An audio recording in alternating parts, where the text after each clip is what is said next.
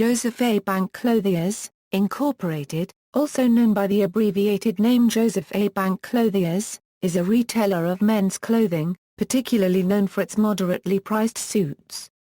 The company, established in 1905, now sells its products through over 800 stores in 42 states and the District of Columbia, as well as through a nationally distributed catalog and an e-commerce website. The company has its headquarters in Hampstead, Carroll County, Maryland.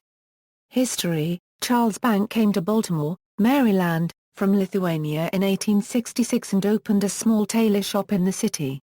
By the start of the 20th century, he had branched out into the manufacturing of pants, and his grandson, Joseph A. Bank, joined his small company in 1898 as a cloth cutter when he was 11 years old.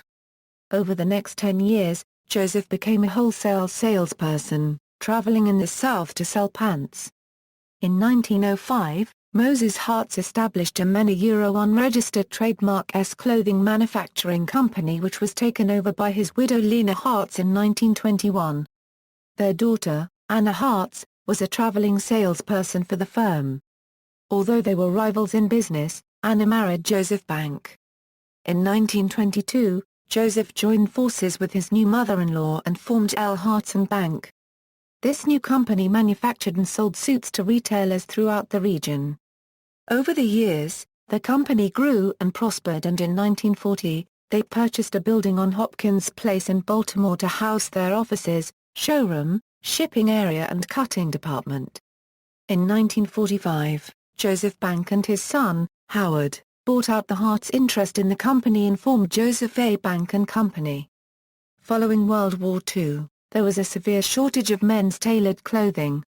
A decision was made to specialize in that merchandise and to sell directly to the consumer, rather than wholesale.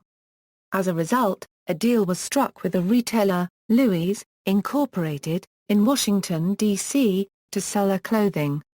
In 1954, Joseph Bank died and operation of the company was assumed by Howard. By 1981, Joseph A. Bank had 11 retail stores and a growing catalog business. That year, the company was purchased by the Quaker Oats Company and became part of their specialty retailing group along with Irelab and Brookstone. That relationship proved mutually beneficial, and by 1985, there were 25 stores. In 1986, Quaker decided to concentrate its efforts on its core businesses, and Joseph A. Bank once again became a privately owned corporation. In 1992, their expansion included a franchise concept.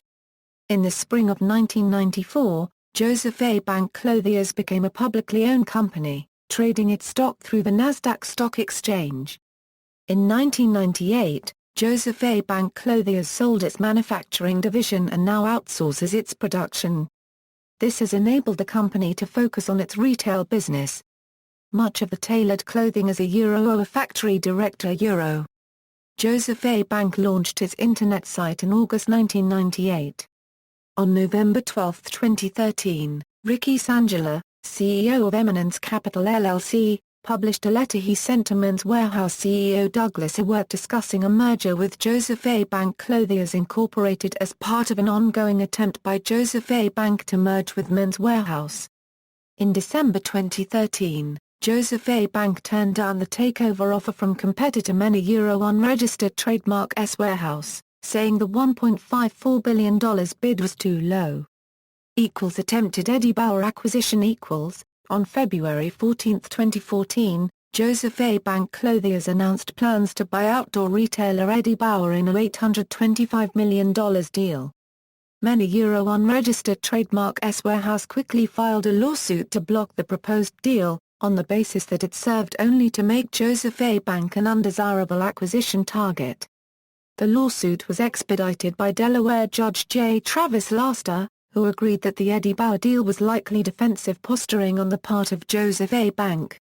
According to Laster, the Eddie Bauer transaction may well have fallen outside the range of reasonableness. Laster ordered Joseph A. Bank to submit documents pertaining to the acquisition and required it to notify unregistered trademark S Warehouse at least 10 days before closing a deal with Eddie Bauer.